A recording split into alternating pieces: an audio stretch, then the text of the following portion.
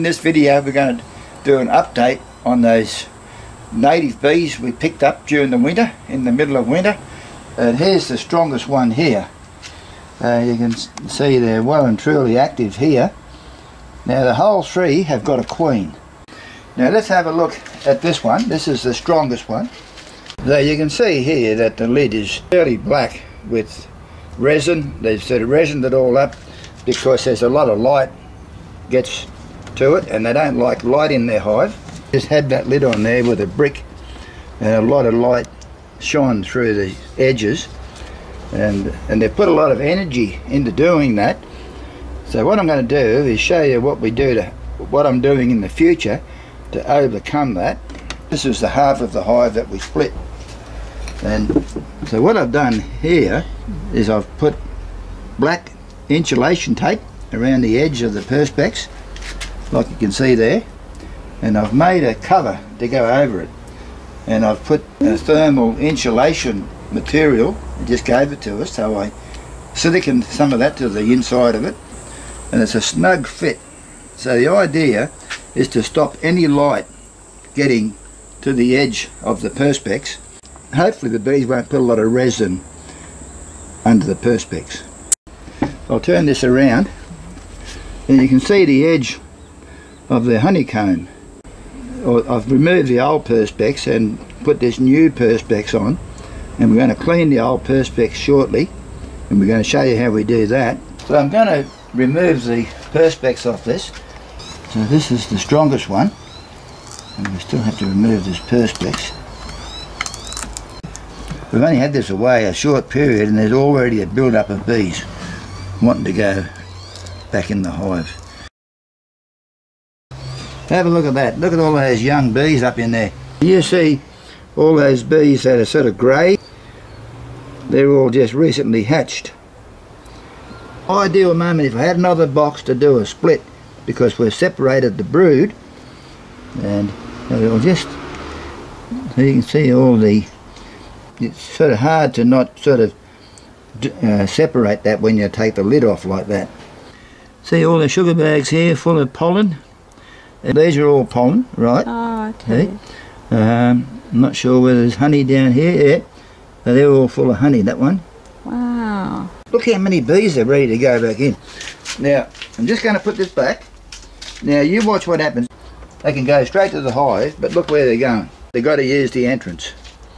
If they wanted to, they could come around and go straight to the hive, but no, they've got to use the entrance. Isn't that beautiful? Amazing. Yeah. So this is the other one. This lid's a nice snug fit. And I've done the same thing. I've put the insulation tape around the edge to stop the light getting in.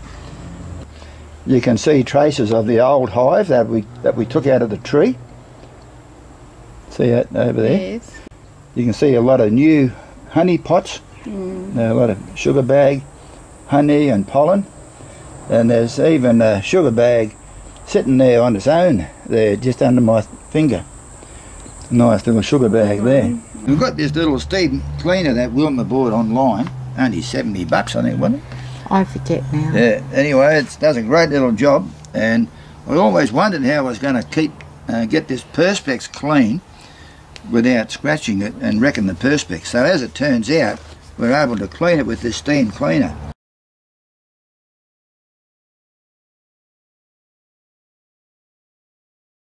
So you can see what it's doing there. It does a beautiful job. It does. So I'll just keep on going with this.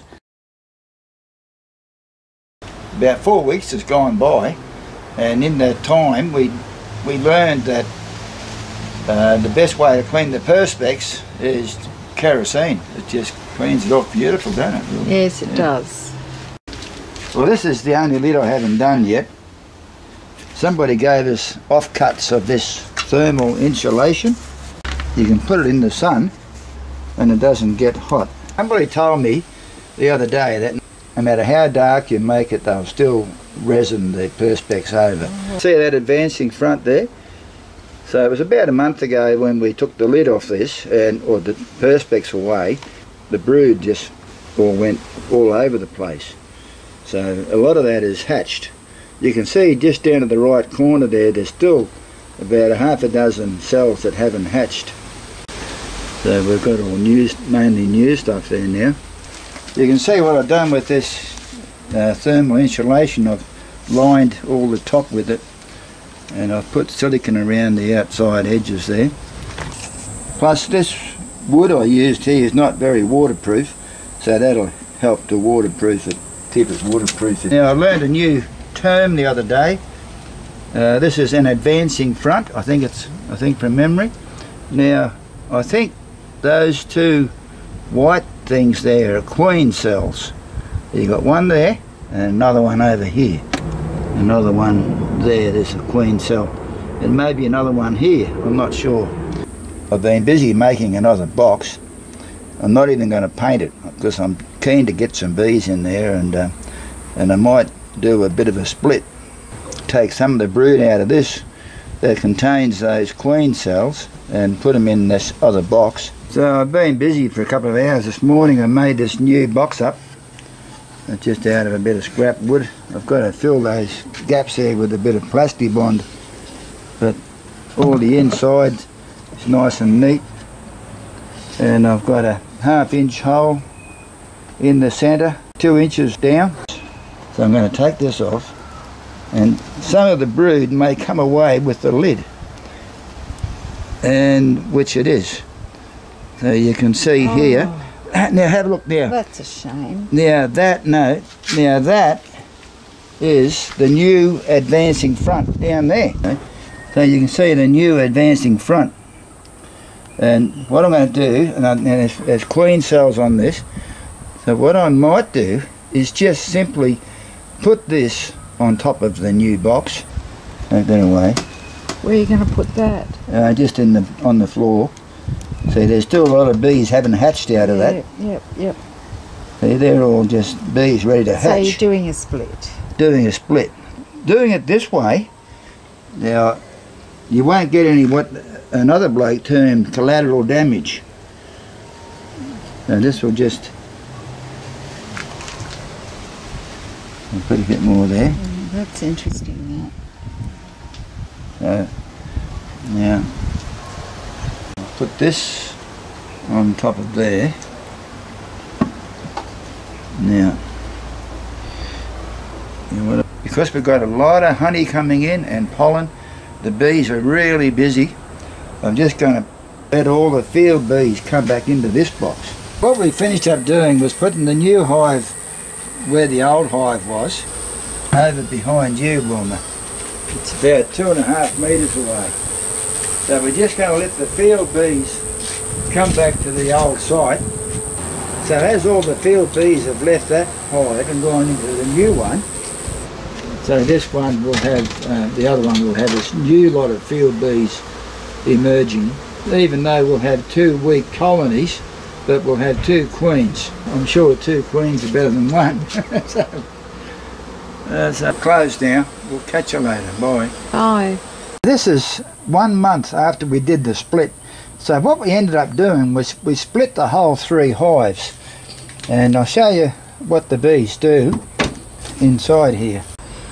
First thing the bees do, behind the entrance, so there's the entrance where my finger is, the first thing they do is they put a tunnel at the back to make it hard for predators to get into the hive.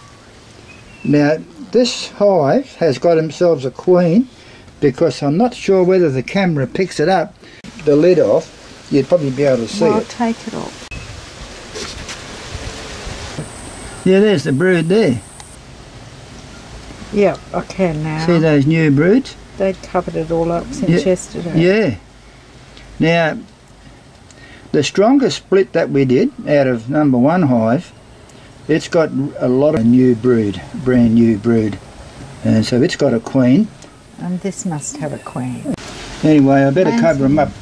So this is the split out of the strongest one. Let's have a look at this one. You don't even have to take the cover off. Now this was a brand new clean box a month ago, before we did the split. And have a look at that. Now this one, it's strong. This one is shows more evident the tunnel behind the entrance. Yes. See where it Yeah. comes in and then they make this tunnel downwards. And have a look at this brand new brood here. So it's got itself a queen. What's the advantage in doing the split the way you do it? Well, the way I do it, as opposed to the traditional way of doing it, the traditional way is they split the hive in half, either horizontal or vertical. Then they put that split on an empty box, then a whole lot of the honey and drips onto the floor and drowns a lot of bees. And they have to have a drain hole for the honey to get out, but at that point is the most susceptible to small hive beetle damage. So the way I did it, you do it at a time when there's plenty of honey coming in and pollen, and the brood that you're transferring has all been fed. So none of the brood has to be fed. With the honey coming in and the brood that has already been fed, you don't need emergency stores, if you know what I mean. So you're not going to do it when there's the bad weather around. You're only going to do it when there's good weather. But isn't that a beautiful example of the brood? It is. It's really lovely. So this is one of the hives. This was number 3. So I'm numbering my hives now. So this is number 3, and we did a split out of this one. So you can see it's moving along beautifully. You can see their brood tower there. Oh, yeah. On the flow forum, a bloke asked me if you provide these with a foundation, but as you can see, they make their own. These are different to honeybees, whereas their brood is one section, and then their honey and their pollen is in these little sugar bags all over the place. So that's the top of brood tower. So once they've come to the top, and then they finish building it at the top, then they, as the bees at the bottom start to hatch, and then they follow, as the bees are hatching, they follow behind them, building the advancing front. Well, they call it an advancing front. Amazing. And it just keeps on renewing all the time. Absolutely beautiful. Thanks for watching. We'll catch you later. Bye. Bye.